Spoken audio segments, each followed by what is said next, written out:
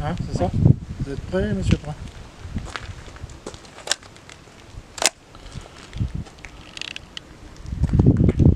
Bonjour Monsieur Martin. Bonjour, monsieur Prin.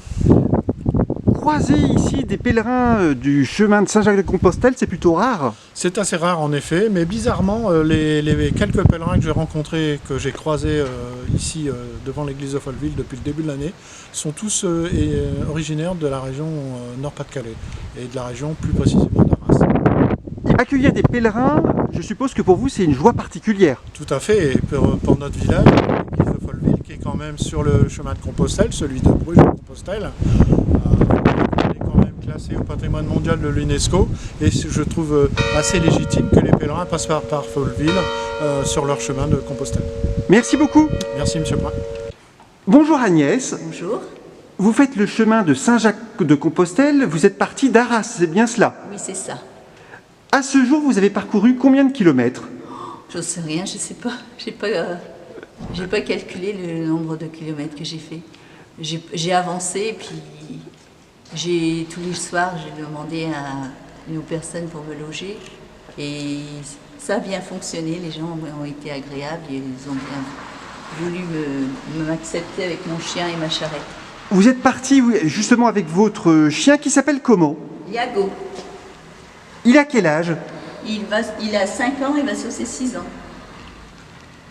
Et vous êtes parti avec votre charrette que vous avez finalement presque... Construit avec mon frère.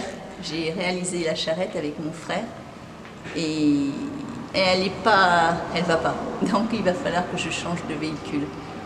Vous découvrez aujourd'hui Folleville, quelles sont vos premières impressions?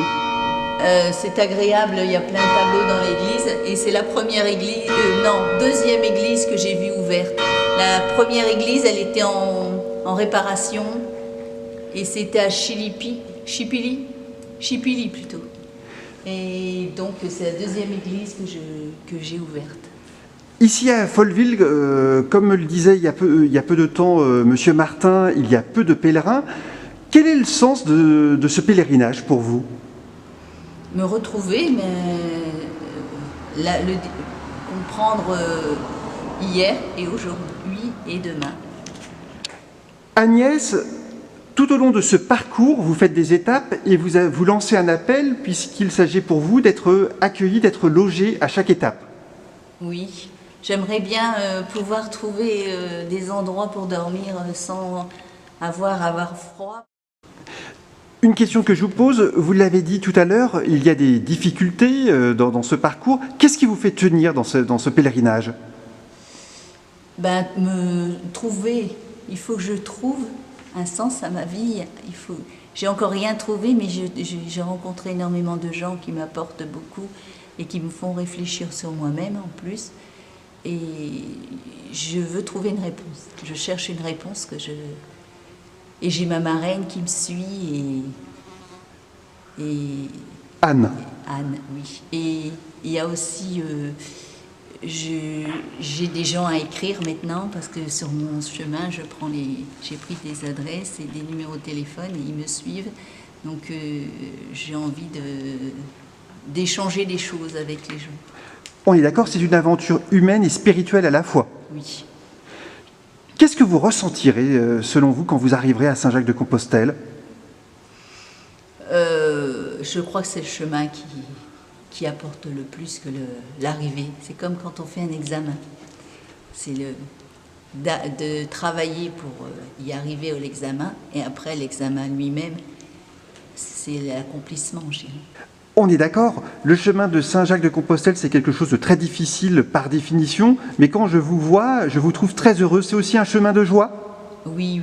Moi, je me découvre, je dirais, j'apprends des choses sur moi et je réfléchis beaucoup sur l'existence. Je vois aussi comment la France fonctionne, il y a des choses qui me surprennent. Je vois aussi la misère des gens qui ont des burn-out.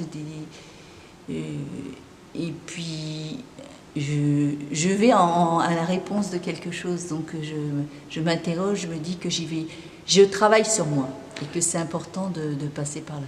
Et quand vous marchez, vous chantez, vous priez, vous faites quoi? Je chante en partant l'aventure commence à l'aurore de chaque matin, parce que ça nous donne de l'entrain, et puis que mon chien, lui aussi, je crois que ça lui amène de la joie.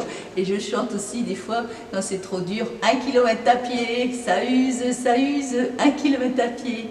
Comme ça, mon chien, ça le motive. Eh bien, merci beaucoup en tout cas Agnès pour votre témoignage.